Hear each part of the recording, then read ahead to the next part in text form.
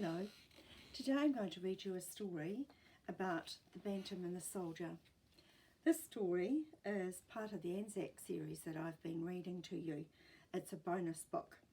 It's written by Jennifer Beck and Robin Belton, and it is a New Zealand Post book of the year in 1997. So it's been around for a little while, but it's still a beautiful story. It's a lovely scholastic book. The Bantam and the Soldier. On the outskirts of a village in France, an elderly farmer kept a flock of bantams in his yard. Among them was one young bantam who was sometimes pecked by the others. Food was scarce, and they would not always let her share the grain the farmer threw them. It was wartime. The old stone barn echoed to the sounds of heavy tanks rolling by, and to the beat of soldiers' boots as regiment after regiment marched towards the battlefield just over the hill.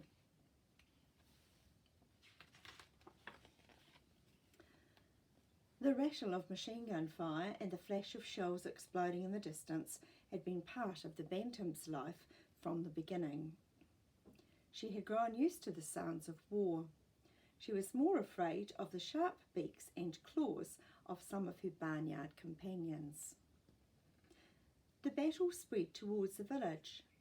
When the smell of gunpowder began to drift across the farmyard, the farmer herded together his best animals and prepared to drive them to safer land, further south. As he did not have enough room for the bantams, the farmer opened the farm door and left them to fend for themselves. The bantams fossicked in the farmyard during the day and returned to the barn to roost in the evening. That is, all except the smallest bantam. She kept apart from the others, foraging in the nearby fields and sleeping at night under an overgrown hedge by the roadside. One night there was a deafening explosion. A stray shell had landed near the farmyard. The barn collapsed into a heap of broken beams and jumbled stones. Then there was silence. Only the bantam under the hedge survived, but in the blast she was thrown among the branches and could not struggle free.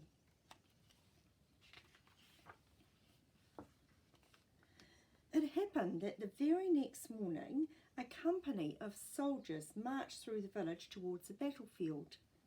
They had come from a country on the other side of the world to join their allies. In those days they called it the Great War and believed it was the war that would end all wars. The soldiers had been marching for many hours. There were sighs of relief when they were allowed to rest for a while by the roadside. One of the youngest among them was a farmer's son called Arthur. He loved farm life, and until a year before he had travelled no further than 100 miles from home. In war-torn Europe he often felt homesick and afraid, but tried not to show it. The older soldiers teased him enough as it was for his shyness and quiet country ways. There they all are, sitting, taking a well-earned rest. Sitting slightly apart from the others, Arthur took out a postcard to send to his family back home. He was thinking about his young niece, who liked to visit the farm during the school holidays. Arthur had just written, "Give my love to Bertha," when he saw a movement in the hedge. It was the bantam, trapped between branches and by then too weak to make a sound. I bet Arthur got a bit of a fright. You don't always expect to find a bantam sitting up in a bush. "Take it easy, little one," Arthur whispered as he cradled the quivering bird in his hands and eased her gently through the tangle of thorns. Just then the officer in charge shouted, "Time's up, men!" and the soldiers struggled reluctantly to their feet and began to line up on the road. "Hurry up there," the officer ordered when he noticed Arthur standing facing the hedge. What was Arthur to do? Hastily, he unbuttoned his thick khaki uniform and slipped the little bantam inside his jacket.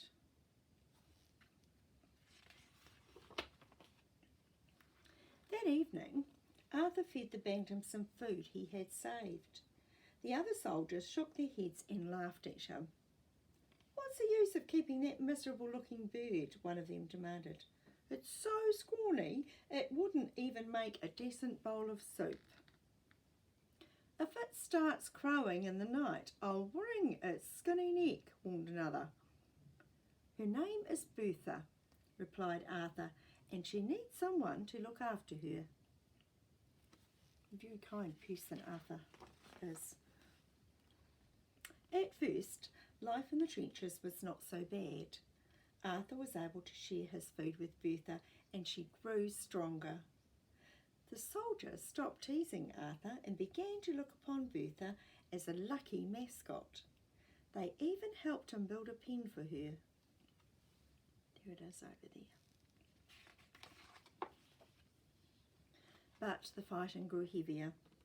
Food became scarce, and Arthur and his companions collected grubs and worms for Bertha from the muddy banks of their clay prison.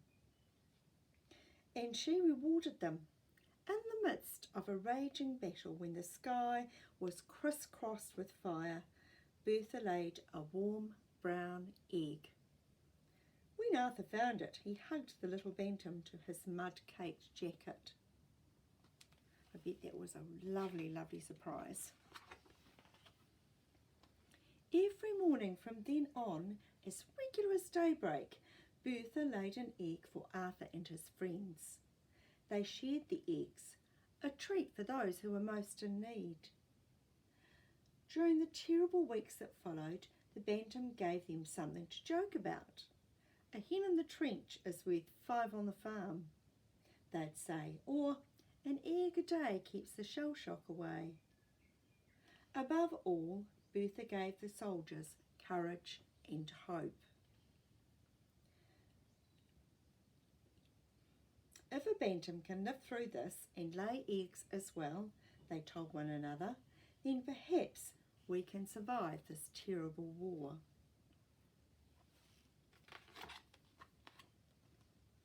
At last, the battlefront moved north and the fighting began to draw to an end. Arthur and his remaining companions were able to clamber out of the waterlogged trenches and make their way back towards the camp across the mile or so of territory they had won. And here you can see their reflections in the muddy trenches they had left behind. When the soldiers began to recover their strength and it was time to leave, they pleaded to be allowed to take Bertha home with them. "Sorry," replied the officer, "we've a long way to go. You must leave her here." I bet that would have been a sad decision to have to make.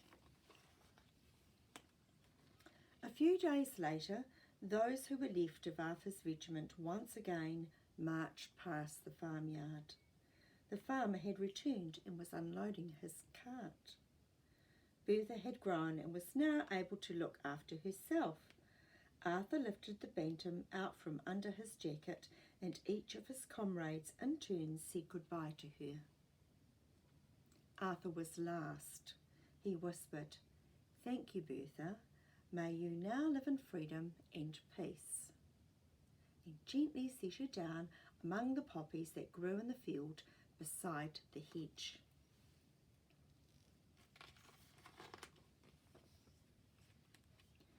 Many months later, the soldiers left Europe on a troop ship for home. When they finally sailed into the harbour, the wharf was crowded with people waiting to welcome them. Arthur's family hardly recognised the tall young soldier being farewelled by his friends.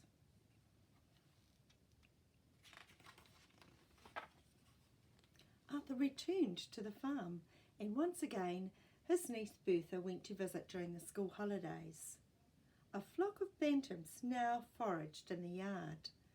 Arthur showed Bertha how to feed and care for them, and soon they followed her everywhere. Arthur never talked much about the war, but one day he said to his niece, "I want to tell you a story about a bantam I called Bertha." What an amazing story. And at this special time of year, April the 25th, it is a time for us to remember those who have gone on before us, those who have struggled and who have saved our country and our freedom. Until next time, ka kite.